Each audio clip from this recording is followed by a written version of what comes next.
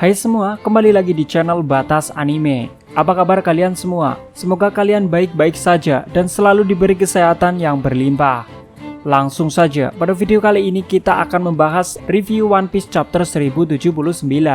Inti dari chapter kali ini menceritakan tentang duel antara bajak laut Jabrik melawan salah satu Yonko, yaitu Akagami Shanks, yang kini telah mencapai final. Selain itu juga terdapat salah satu kapal milik bajak laut Kurohige yang juga telah sampai di perbatasan Pulau Egghead. Ada beberapa keanehan yang terjadi pada chapter kali ini, yang juga menjadi topik pembahasan yang sangat menarik. Baiklah, tak usah nganteni suwe-suwe maning, mari kita bahas bareng-bareng. One Piece chapter 1079 berjudul Yonko Akagami Pirates. Pada cover kali ini terdapat halaman request dari salah satu pembaca. Di sini terlihat Luffy yang sedang menyiram seekor singa. Ya, Luffy salah mengira kalau singa itu terlihat seperti setangkai bunga matahari. Unik juga bagaimana reaksi singa tersebut terhadapnya. Untuk cover story tentang perjalanan Germa Double Six, kemungkinan telah berakhir setelah sebelumnya Jeji memutuskan untuk beraliansi dengan Kaisar Clone sebagai ilmuwan. Atau mungkin nantinya akan berlanjut di chapter-chapter mendatang. Next, chapter dimulai dari flashback tentang York yang terjadi beberapa jam yang lalu. York menyadari bahwa pemerintah dunia telah mengkhianatinya dan mereka ingin melenyapkan juga bersama dengan seluruh isi pulau. Tapi York sudah mempersiapkan kemungkinan terburuk yang terjadi padanya. York berkata kalau dia juga telah mempunyai rencana tersendiri untuk menyambut para angkatan laut. York memerintahkan semua Serapim untuk membunuh semua orang yang ada di Pulau Egghead, kecuali dirinya, Stella, dan para agen Cyberpool yang ditangkap di laboratorium bawah tanah. Setelah itu York memerintahkan S-Snake untuk mengubahnya menjadi batu terlebih dahulu dan kemudian mengembalikannya menjadi normal kembali. Ini akhirnya menjawab kenapa York bisa melepaskan diri dari teknik yang digunakan S-Snake sebelumnya. Tapi ada satu hal yang menarik lagi, yakni tentang Franky yang sebagian tubuhnya masih bisa bergerak dan memiliki kesadaran. Itu artinya Franky juga bisa melihat York yang saat itu dikembalikan menjadi manusia oleh S-Snake dan berlari menuju ke basement bawah tanah. Kemudian setelah itu York kembali memberikan perintah lain kepada S-Snake, tapi kita tidak diperlihatkan itu perintah apa dan masih menjadi misteri untuk saat ini. Sebelum perintah itu diucapkan, flashback telah berakhir dan kita melihat S-Snake terbang di suatu tempat saat ini. Mungkinkah jika S-Snake menuju ke pantai atau tempat yang lain yang bertujuan untuk menghadang angkatan laut? Itu bisa saja terjadi. Kemudian evakuasi para ilmuwan di Pulau Egghead masih terus berlanjut. Tapi di luar pulau, di laut perbatasan, terlihat salah satu kapal bajak laut Kurohige yang mendekat menuju ke Pulau Egghead. Apakah itu Marshal Ditich atau hanya beberapa komandan yang memiliki tujuan tersendiri untuk datang ke sana? Jika memang Teach yang datang sendiri ke Pulau Egghead, itu berarti ada yang terjadi dengan Torao.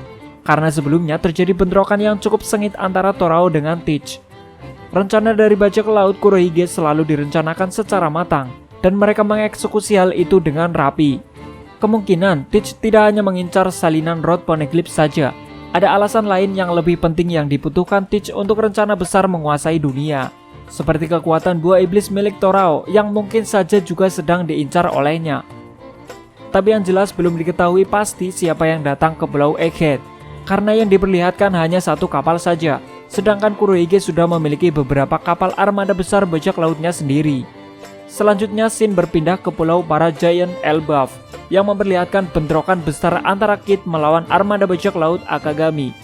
Rumor mengatakan bahwa kapten dari armada besar bajak laut Akagami lebih lemah dari kapten dari armada Yonko lainnya.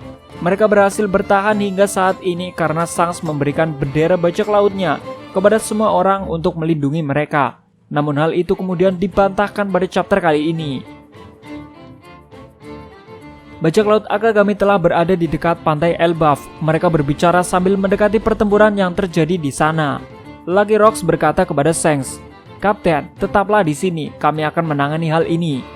Kemudian Shanks pun menjawab, "Kid memiliki harga bounty sebesar 3 miliar berry. Jangan remehkan perkembangan dari Kid." Shanks kemudian bertanya kepada salah satu staf di kapal, Hongo, apakah ada informasi baru tentang Kurohige. Hongo kemudian menjawab bahwa mereka hanya mengetahui kalau Kurohige telah meninggalkan Pulau Hachinosu atau Pulau Bajak Laut dan tidak ada yang lain lagi yang diketahui darinya. Shanks mengira jika Kurohige sebelumnya akan muncul di Wano Kuni, tapi dia sama sekali tidak ke sana. Ini menjadi alasan mengapa Shanks sebelumnya datang ke Wano, yakni untuk menghadang pergerakan Kurohige. Dia ingin memastikan agar Luffy bisa selamat dan pergi dari pulau itu tanpa hambatan. Akan tetapi, Shanks malah melihat sedikit kekacauan yang dilakukan oleh Admiral Ryokugyu dan berhasil mengusirnya. Ini tandanya Shanks telah mempunyai firasat buruk tentang pergerakan yang dilakukan oleh Kurohige, dan prediksinya mengenai Teach telah meleset. Kemungkinan kekacauan besar yang terjadi selanjutnya adalah awal dari prediksi Shanks mengenai rencana Kurohige yang sangat mengerikan. Shanks meminta Yasop untuk melihat apakah luka bajak laut Kid dari pertempuran di Wano Kuni sudah sembuh sebelum memulai perang dengannya. Yasop berkata, mereka terlihat sangat sehat sekarang, Kapten. Kid membuat sebuah railgun yang besar, sementara Shanks kini telah sampai di pantai. Kid yang melihat itu langsung menembakkan railgun ke arah Shanks dengan teknik bernama Damned Bang.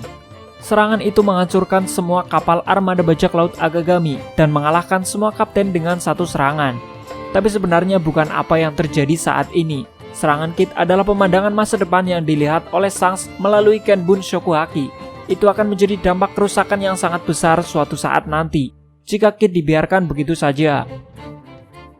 Satu hal yang sangat menarik adalah seberapa kuat Kenbun Shokuhaki Shanks dan seberapa jauh dia bisa melihat masa depan. Sangat menarik untuk dibahas, tapi kita akan membahasnya di lain video saja. Next, Backman juga berbicara kepada Shanks. Backman berkata, sepertinya kau melihat masa depan di sana, bukan?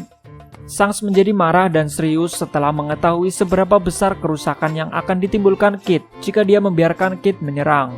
Mungkin itu akan menghancurkan Pulau Elbaf yang merupakan satu dari warisan dunia. Jadi Shanks melompat ke depan sendiri menuju kapal bajak laut Kid dan menyerang mereka dengan teknik pedang Kamusari. Shanks menggunakan serangan yang sama dengan yang digunakan oleh Goldie Roger ketika pertemuannya dengan Kozuki Oden di masa lalu. Serangan itu melahap Kid yang langsung membuatnya tidak sadarkan diri, dan Killer yang mencoba membantu Kid menahan serangan itu batuk darah dan tidak bisa bergerak lagi. Kid dan Killer telah dikalahkan bersama dalam satu serangan saja. Gila sih, pergerakan Shanks selalu tidak pernah terduga. Selama ini Shanks mencoba untuk mencegah peperangan berskala besar dan menyelesaikan masalah dengan cara yang damai. Namun jika perang itu tidak bisa dicegah lagi, maka dia sendiri yang akan datang. Potensi kerusakan yang dilakukan oleh Kid akan menjadi ancaman besar yang tidak bisa ditoleransi, mengingat Kid adalah orang yang keras kepala dan tidak memiliki belas kasihan seperti Luffy atau Torao. Itu mengapa Shanks mungkin ingin membinasakan seorang Kid.